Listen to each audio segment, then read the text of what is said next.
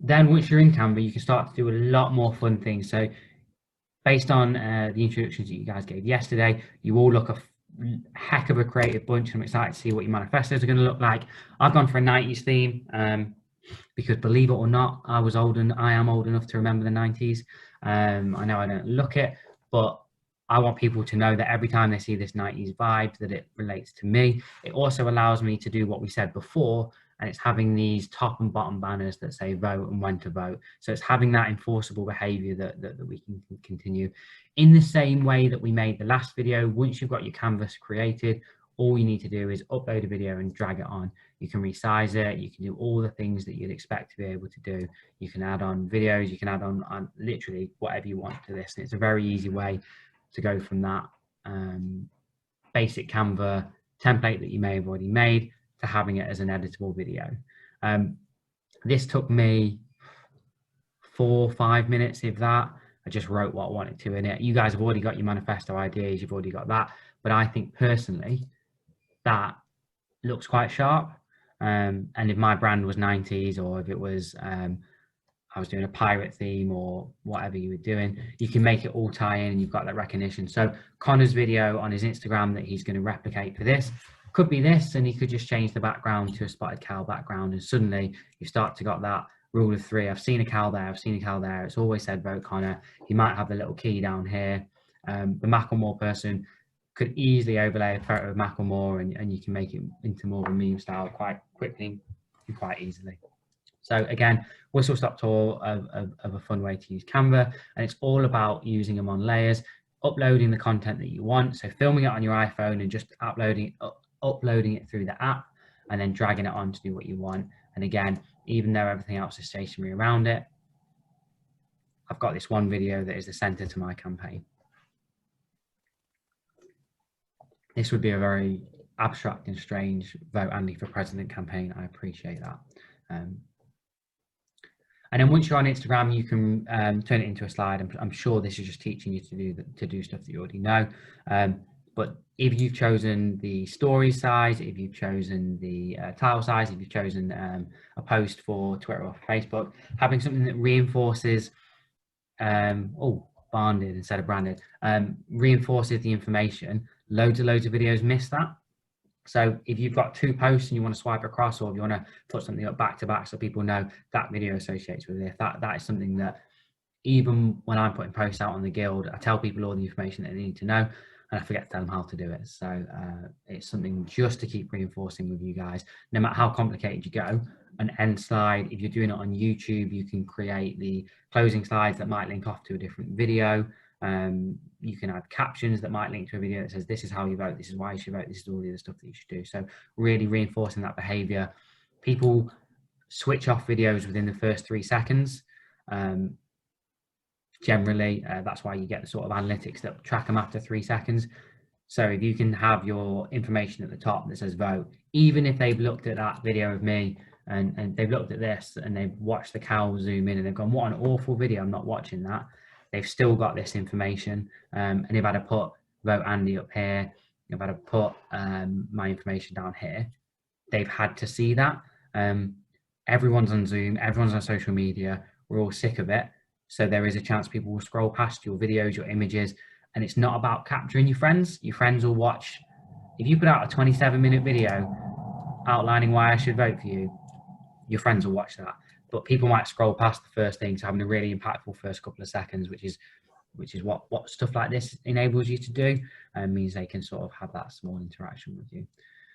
So now we're going to talk about some actual video tips, and there's a link at the end that links off to this. There is a social media platform called Sprout. Has anyone heard of it or used it? I've heard of it, but I've never used it. You've probably not used it because it's really expensive. So the base package is like £100 a month, which if you've got 200 people in your marketing team, love that, we use that all the time. I looked at it at my last job, and when they told us the price, I was like, oh, I'm really sorry, I can't justify that. But anyway, they have got a load of resources about changing your dimensions and your length for social media. So there's a link at the end, which I'll share with you, but I would recommend having a look at that. I would recommend every video you do, customizing the dimensions that you do. So I've created this size by going into Canva and by just selecting Instagram. I think they call it Instagram tile or Instagram square. You can also select stories, which puts it into your screen size, which is 1080 by 1920.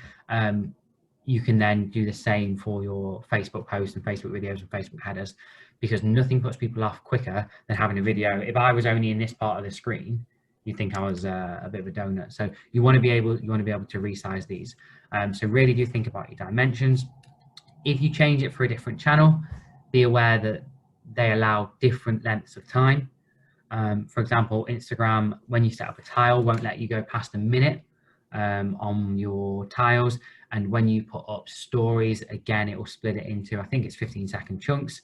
So if you're trying to upload something, it might then convert it into IGTV. How many times have you started to watch a video that says, watch the full one on Instagram TV, and then gone, no, I don't want to do that? So that's something for you guys to think about. If you think you've got a really engaging first 3 seconds that would make people click that continue watching, perfect. If you are not less confident, but you are maybe less confident in people watching a video, make sure that you've got all the information and there's little barriers to you watching that as possible. And then think about the style as well. So how many of you got, and don't give away any campaign tips or anything that you don't want to, but where are you guys thinking of putting your videos? I'm going to ask you, Abdul, first. Probably because obviously how things are, social media. Mm-hmm. Which platforms? Probably Instagram. I mean, the thing is, with I don't really personally use Snapchat. I don't see the big deal with it. And Facebook only, I mean, people only really engage with it for specific types of information. So Instagram probably the one that I focus on. Great. Is anyone using looking to use any of the platforms? Again, you don't need to declare your fan. Great. So do you interact, we'll talk specifically about Instagram. Do you interact differently with someone's posts than you do their stories?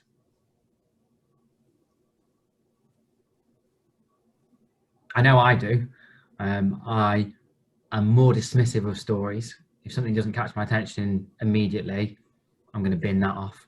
Sorry to be blunt to my friends.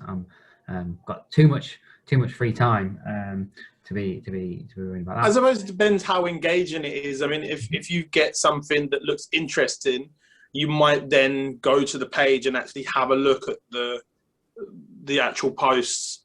Yeah.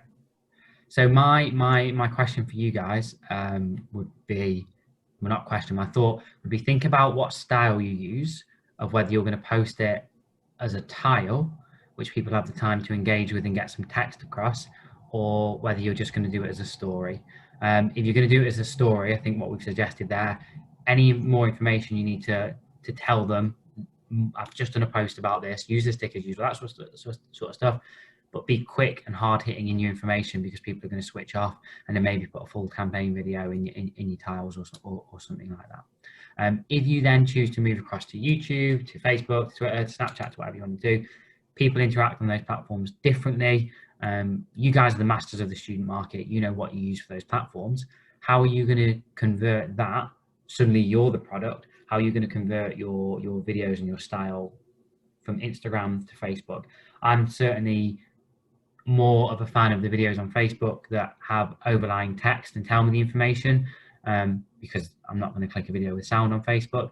But a story, if there was a little icon in the bottom that said sound on, I'm probably going to click that so I can hear what that one's about. So really think about the style and what you can do for each one, and that links into making sure your content and your audience is the same. So you might want to do a small customer journey map and figure out where your voters are coming from and target what they need. If you've got loads of Facebook followers and friends, but you know that they're all in accommodation, you might want to make sure you've got a really slick accommodation video that's on there. If on Instagram, you know you've got all your friends from your society, you might want to do something that really speaks to them and change it up to attract more people. So that's just some sort of stuff to think about. There's 2 links at the end which sum this all up from professionals a lot better than I have. So Andy, this is going to shut off in less than a minute. We not got a